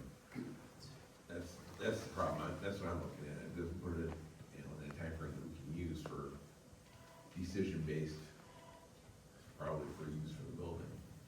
And I apologize, I guess we shouldn't have put special election, it should have been more millage or ballot language and stuff. Yeah, like ballot that. language, millage discussion. I guess I would like clarification on the use. Well, the use piece of it, and the reason I said, no guarantees, and this is gonna be a Mike question, I don't know if we can guarantee use. The library's not ours. The Historical Society Museum is not ours. So I don't think we can put that in ballot language to guarantee a use for a village, because we're not funding, it would be funding a city thing, I don't know. You are allowed to put it on there for operating expenses without any more clarification. I don't believe in this instance that you can set it aside or earmark it for that particular use. That's why I said no guarantees, but I didn't think we could. And that was the only reason I didn't do that. That's why I figured it would be an operating millage for the mill building. I mean, the first and foremost task that the council was tasked with by the residents was the preservation of that building. This council can set aside money right now for preservation, and in 2 years, there's a new council, they can say, well, we like that money for something else. The only thing that puts money into preservation for a building that can't be touched for anything but is a millage. And that is the only reason I am suggesting one, because it would guarantee that building, keeps going. I was doing some math, they figured the paint job now is $300,000. With inflation in 15 years, that's $500,000. That's $33,000 a year that has to be set aside just for a paint job.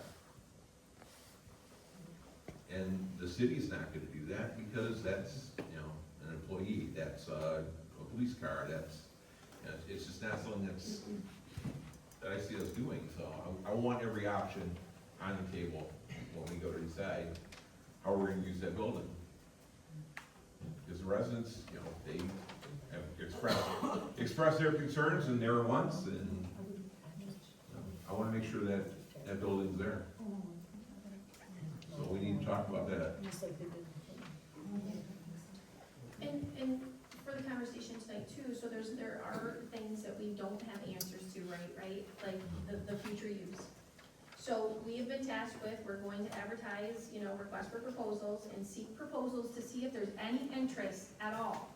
So any individual, any entity has an opportunity to put in a request for that proposal for the future use of the building, right? So once we have that back, then that helps you guys make in that discussion piece and then making a decision of what truly is the future use. So that's where we're at specifically with that piece of it on the future use and things. So we have to get answers to those questions, right? And I think that goes right in line with the topic, like if this is something that you guys are gonna wanna do, well, we need to answer that question first, is what is the interest? And is the interest something that you guys are wanting to entertain or not? It's as simple as that. So the future use still has to come back to you all. We are going to be putting the proposals out there to seek interest, hopefully as early as this week. So we'll know in the coming months if there is. And then that'll be coming back to council for decision at that time. Madam Mayor, that's why I proposed an operating millage for historic preservation. Because maybe we do it, maybe there are tenants that pay rent in the mill building. And you preserve, City Hall. Or what happens in the real estate market? We have a tenant in the building for a year, and then we don't have a tenant in the building for a year. So you have gaps in funding all the way along. That's, I'm just looking for a solid way to preserve the building for us to consider. And the only problem is if we go out and and get solicitation for proposal for use. And then we decide we don't like any of those uses, then it's gonna be 6 months before we can put together a special election. Then if we have to go backwards to a proposed use because special election fails, I just want all the options on the table for us at one time, so we don't miss anything. That was my thought. Thank you. All right, I'm gonna start with you, Tom.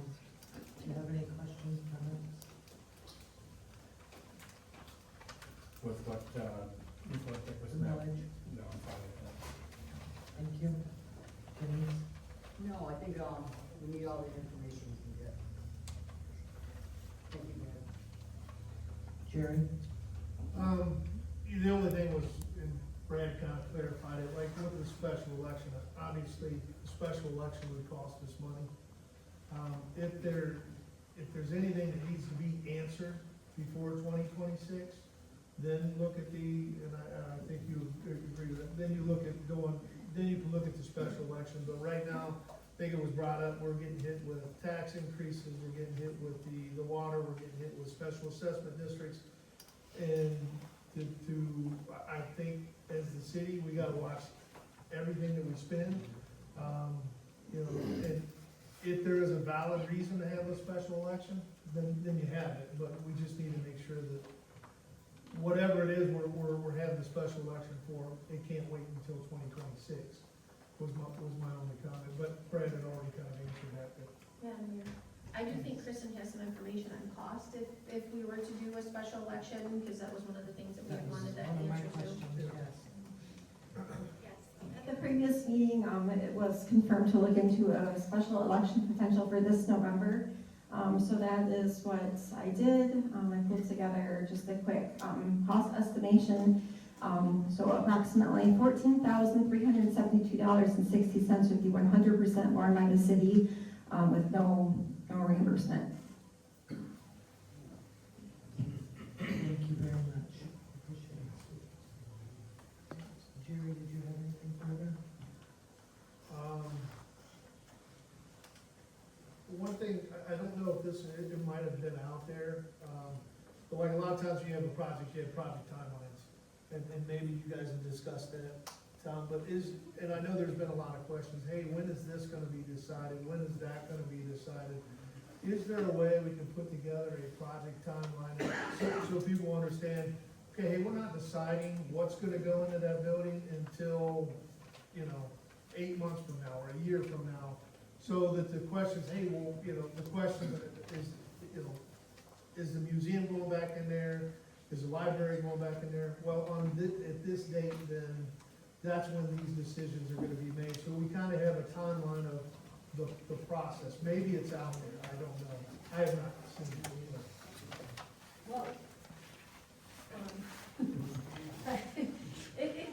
the timeline's already been blown. Because the grant deadline, the original deadline for the grant was supposed to be at the end of this year, fall.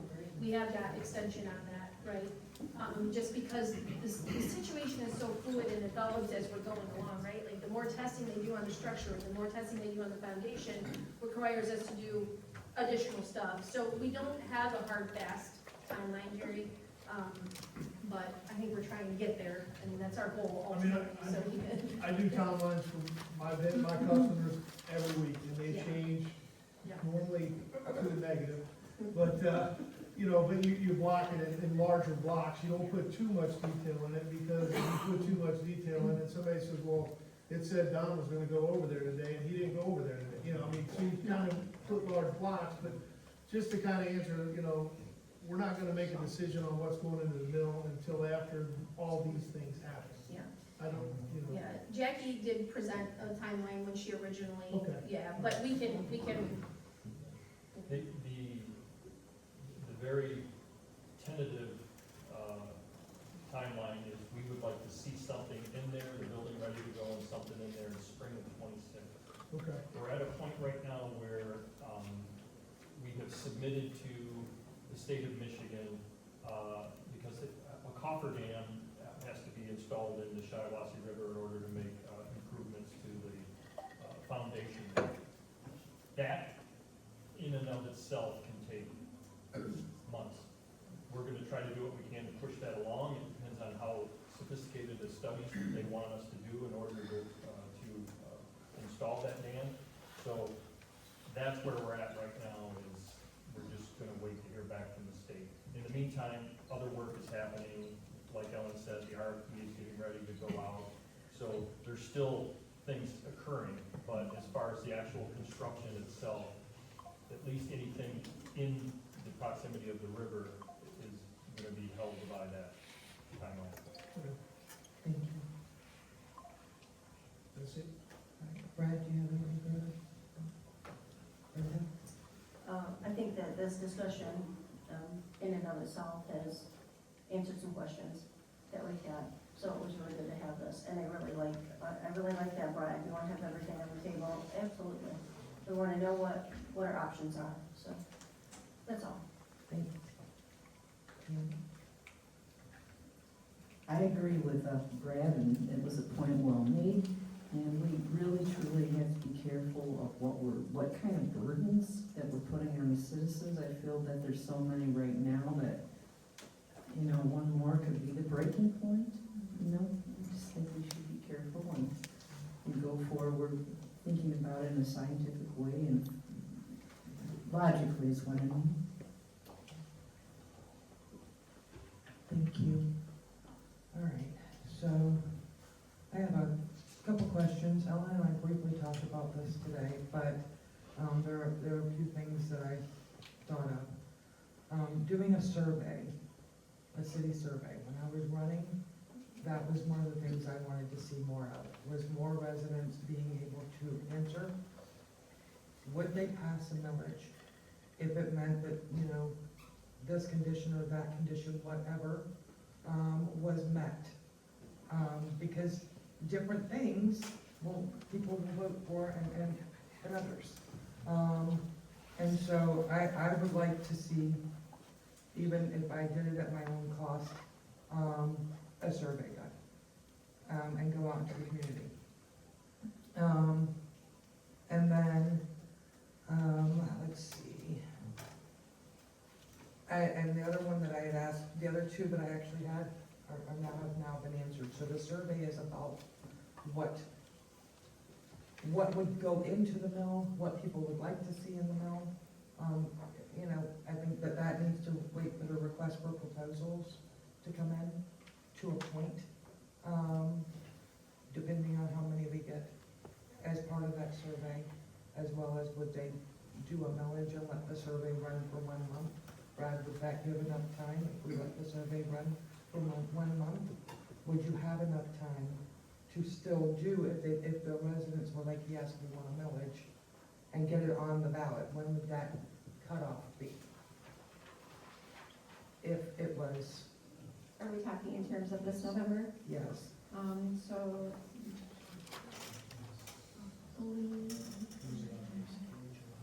August 12th, because that is when the language would have to be submitted. I'm sorry, August 14th is when we have to submit the language to the county. Thank you.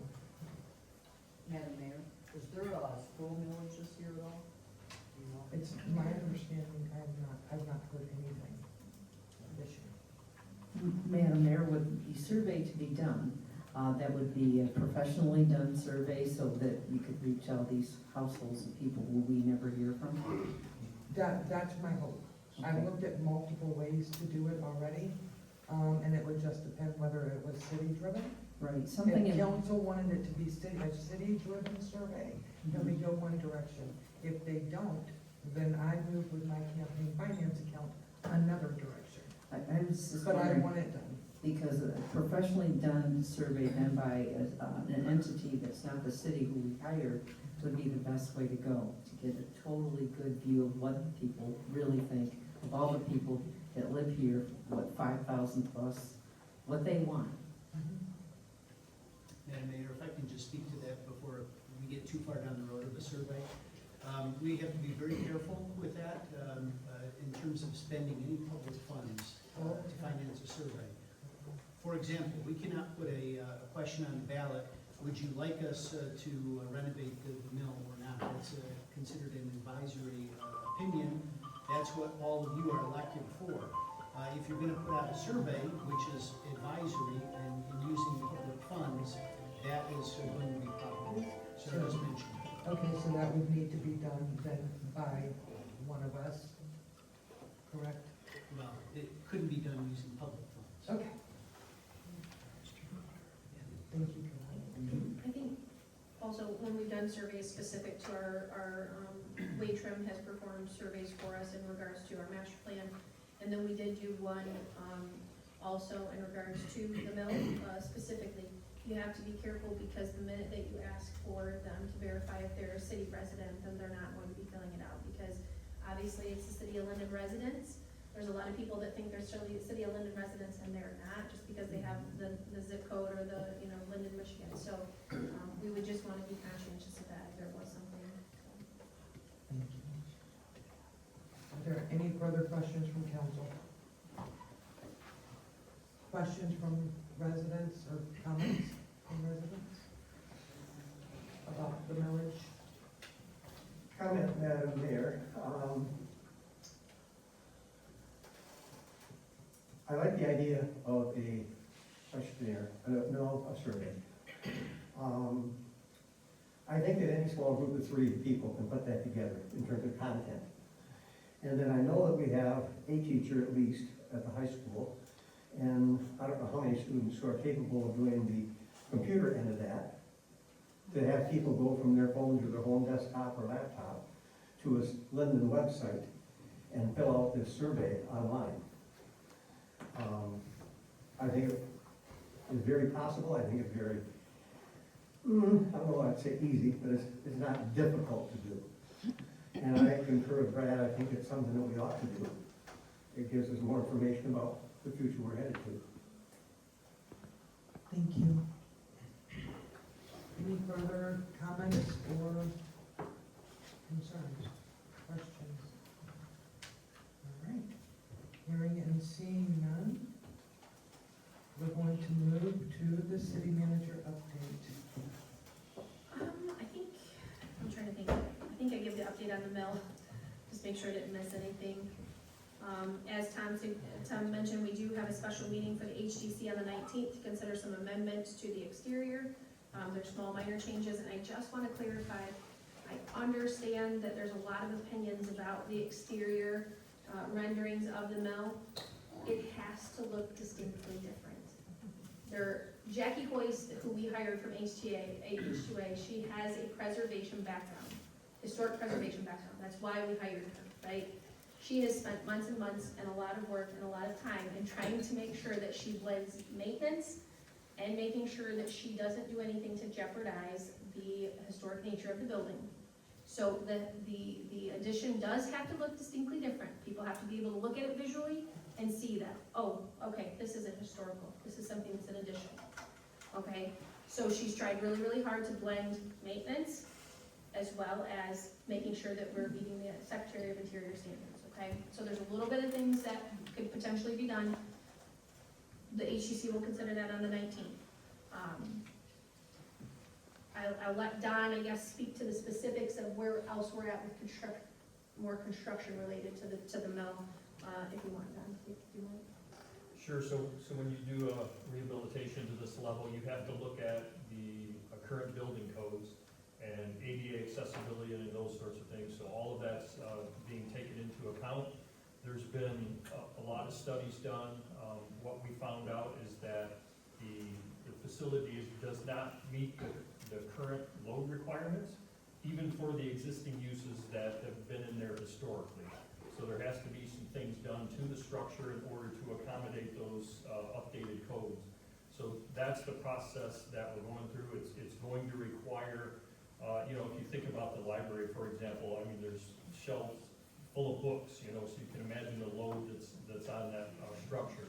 So there has to be some structural improvements in order to accommodate that load, even if that's what goes back into that facility. So they've taken wood samples, they've done testing in order to determine what those load levels are. And like I said, they've determined that it doesn't meet current code. So those are the things that are being addressed. That's why this is taking so long. There's just a significant amount of research that has to go into stabilizing ability and then bringing it up to current code. So that's where everything's at this point. And just a reminder, any of the council that's wanting to take the upcoming MSU governance training or any of the MML, I know we've got a couple of you guys going to CapCon and there's some other MML trainings. Please just let Kristen know so we can make sure you guys get those. I do think that they have some good context, you know, and things like that. So just a reminder there. We're in the process of trying to get Box City planned. As Pete mentioned earlier in his comments, the second graders, we still have a partnership with schools to partner with the second graders at Hyatt. Linden has participated in the past as well. We're not sure if they're going to be participating this year, but we're excited to carry on that tradition and things like that and expand on that. And for those of you guys that are not familiar with Box City, the city gets to go in and present to the second graders what it means to be a city, what's all involved in being a city, and things that they need to consider. And then as part of their curriculum, they get to build their own city. So we do a kickoff, and then we come back for ribbon cutting, and these individuals as a class come together collectively and put together their community and their world, what they'd like to see, and it's pretty darn cool. And so we're excited to kind of maybe hopefully expand on that a little bit. And then we host them in May as a follow-up. In May, they get to come downtown, and previously they would tour the museum and be in the mill. And so we're still working on what that's gonna look like this year, but we still, you know, it's so important. We have actually in the past, last year, all of the departments are involved, and they're able to come in and use monopoly money to pay utility bills or taxes. They get to, you know, vote on their favorite ice cream or things like that with the clerk's department. They get to do kind of like a touch a truck with our other departments and have direct contact involvement with those departments. So it's a really cool thing. We're excited to continue that, so we're working on that right now. We are prepping for our next newsletter, and we will definitely be putting the word out there for our new Civic Plus. I don't have an answer, Tara, on how many we have signed up or anything like that, so I apologize, but we can certainly find out. Linden Brewing is actually going to be hosting our small cities April 2nd, and all of you, you know, are welcome to come when we're hosting in the community and stuff like that. We've always had a really good showing in the past, so they're going to be hosting, and they're also putting together a proposal to do some outdoor seating, it sounds like, aren't they, Kristen? So that'll be exciting for the brewery to do some outdoor seating as well. Let's see. At our next council meeting, Roe, on behalf of Genesee County Planning Commission, is going to actually be here to give a presentation on the US 23 corridor study that they did and the results of that. So they'll be here to present on that. And that's really all I have. If you guys have any questions for me. Thank you, Ellen. All right, I'm gonna take a second, I'm gonna change it up a little, I'm sorry, Chris. I'm gonna let City Attorney Gildner speak on an issue that has been frequently discussed. Thank you, Madam Mayor. Is this working? My apologies for being late. I let Ellen know, hopefully she let you know, but it was coming from another meeting in here. So it just wasn't dilly-dallying. But at the last meeting, I was asked about a provision in your charter which suggests in the minds of some that the water rate to increase or the contract with the county is subject to a vote of the people. I gave my opinion orally. I've since spoken with the mayor, who asked if I could just maybe speak to it in more detail and maybe even reduce it to writing, which I've done. I've handed each of you that opinion letter. It's not written under the privilege, which means it's going to be available to anyone who wishes to get it. But I'm not going to simply rely on that. I wanted to explain the rationale. The section that is referred to is section 9.7. And we've heard folks quote from the first sentence, which suggests that you can't do anything with a public utility unless it's put to a vote of the people. No one has read the last sentence which is an exception to that rule. And that exception is that it does not apply to selling or exchanging any article or equipment of any city-owned utility which could, with advantage to the service, be replaced by new and improved machinery or equipment. Now, I did not read, but I put in my letter, it's there to be seen. The exception also applies to things that are worn out or useless. Those, to me, are on the far ends of the extreme. Useless. No one is suggesting that your present water system is useless. But when you go to that section, or which could, with advantage to the service, be replaced by new and improved machinery or equipment. What in the world does that mean exactly? I can tell you that there are no cases defining with advantage to the service. There's nothing in your charter which defines it either. I found 2 cases in the state where similar charter language is in place. It was mentioned in court cases, but not in this context, so it provides us no help. But in that case, case law says we can simply rely on dictionary definitions. And those definitions say that an advantage is a benefit or a gain or a factor or circumstance of benefit to its possessor. Another way to put it is, does it enhance the effectiveness or efficiency of something? That, to me, is the standard. And the question is whether the city-county contract provides some advantage then to the service. Not to the system, but to the service. And it does in 2 primary ways.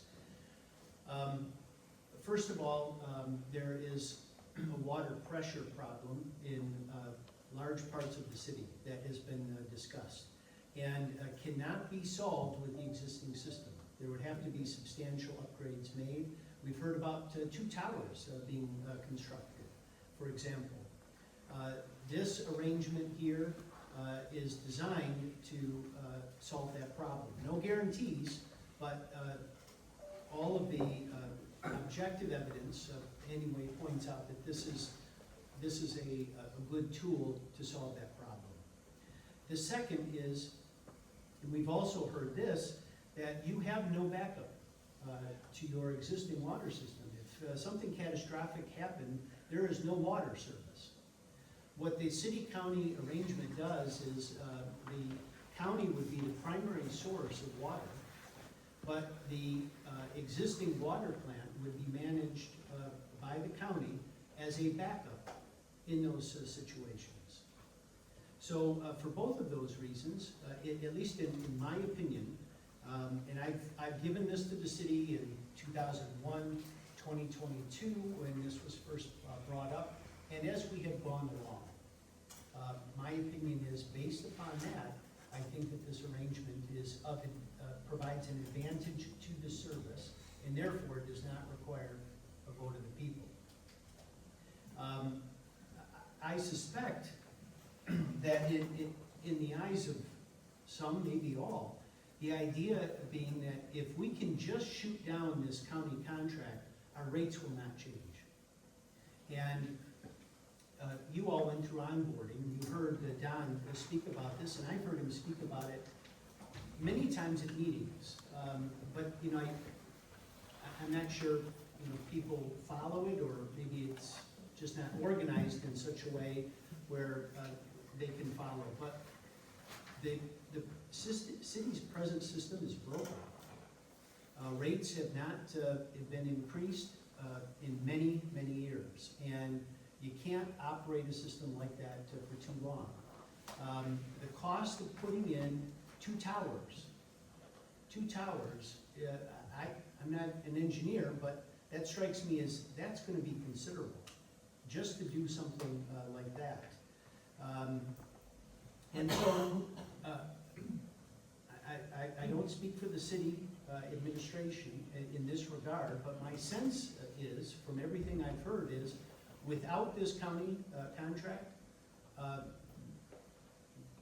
rates are going to have to go up, because the city is a pass-through, and you can't run a system like that at a deficit. If you run it at a deficit, you have to take your operating funds to always make up that deficit. And then those funds are not available for roads or whatever else, whatever services you provide. So for as many times as I've answered the question, I'm happy to answer whatever questions people have. I just wanted to put out there that to set that up as the boogeyman, that the county is the problem here, at least from what I've heard, is not the problem.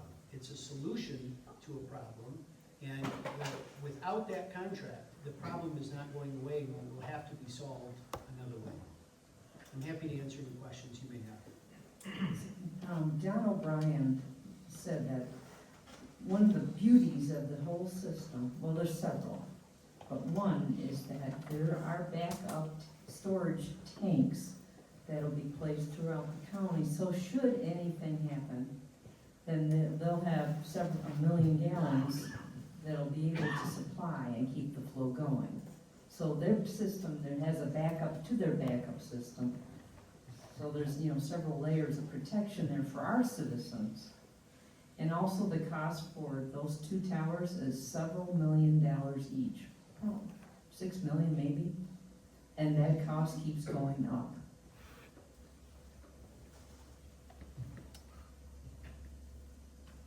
Do any counselors have any further questions for us? Thanks, Mike. Thank you very much, I appreciate you explaining that.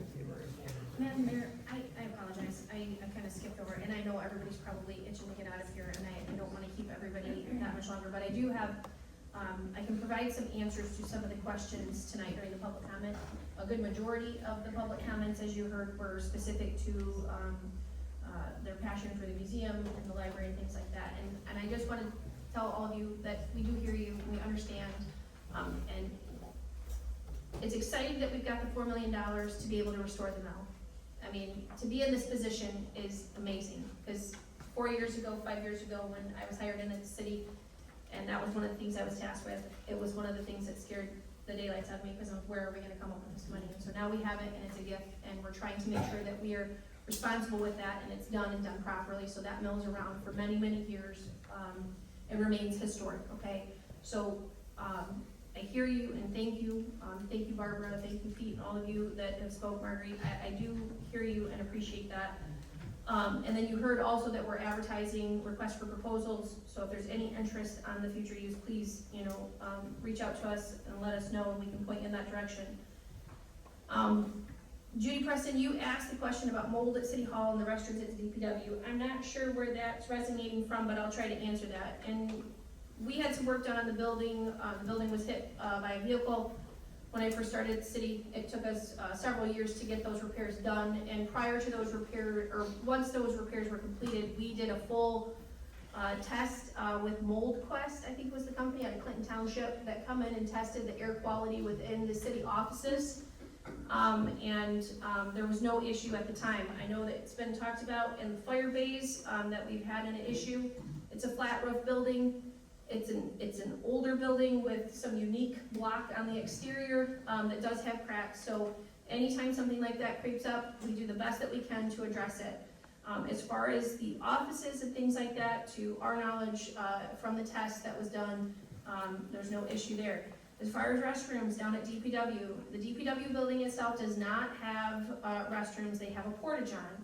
The Boone property that is at the entrance of the DPW property is where our DPW staff utilizes, or City Hall utilizes, for restroom services and things like that. The porta-john is put down there for, I guess, in emergency cases and things like that.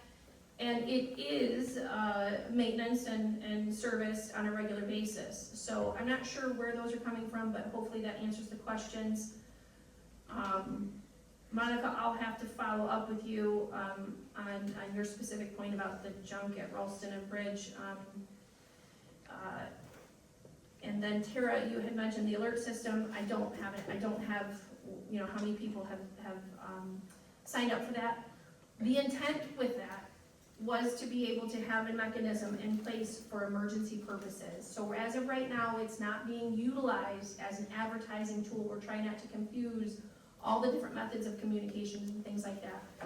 As time goes on, is that a consideration? Potentially, but right now we're trying to use it for a means of emergency communication. So like as you all know, when we had our water main, or our water issue and stuff like that, we need a way to get the notice out quickly and efficiently. As far as grants applied for the water project, we were a thorn in a lot of people's sides. And we'll continue to do that. And I don't care what political affiliation you are, because every single one of these positions up here are nonpartisan, and I'll take your money if you're whatever party you have. We do have an appropriation that was approved with Kildee's office for $1.5 million. We applied for 3.5, it was reduced down to 1.5. As you guys all know and look and watch the news, you can see, I don't know that it's a guarantee now. 6 months ago, I thought it was a guarantee. Now, I don't think it's a guarantee. But we'll keep doing everything that we can to make sure that comes through. We applied for ARPA funding from the county. We were successful. We got $1.5 million from the county. Fenton Township also shared county ARPA dollars with us for the entire cost of the project, so that brought it down. We applied for drinking water revolving fund, and we applied for state revolving fund. We're on the list, but we don't hit the benchmarks. We're not overburdened, we're not disadvantaged. So we're way down on the list for funding. And so we try to do everything that we can. We're pretty darn diligent about applying for whatever dollars are out there, and trying to put our residents in the city of Linden in the best position possible to seek any funds, outside funds and sources. So the fundraiser for the police and fire, that was amazing, and I appreciate them. And anytime that the police and fire have any needs that they bring forward, I do feel that since I've been here, we've been pretty diligent in making sure that those are fulfilled. So, May I address that too? sure. So, we have a rotating on our vest, and every 5 years, we have to get rid of them. We get rid of them.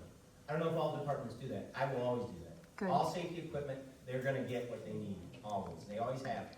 This church and the community wanna reach out to us and do something good for the police department, because they care about us. And so, I'm not gonna turn that down, because they're wonderful people, so. Yeah. But the vests are always replaced, everything is replaced. And they get their safety equipment, always, and I didn't take it as a front, I just wanted you to know that no matter what, I'll go without it, they don't get it, I can tell you that right now. Well, we don't want that. My point is, you guys have put your lives on the line for us. I just want to make sure that our community also does the same for you guys, to make sure you guys are protected and just, safe when you go out there to protect us. So grateful. I love, again, that that they did this, and I wasn't aware of the whole situation. So again, just wanted to bring it up, because I want to make sure you guys are taken care of. I appreciate the passion. Yeah.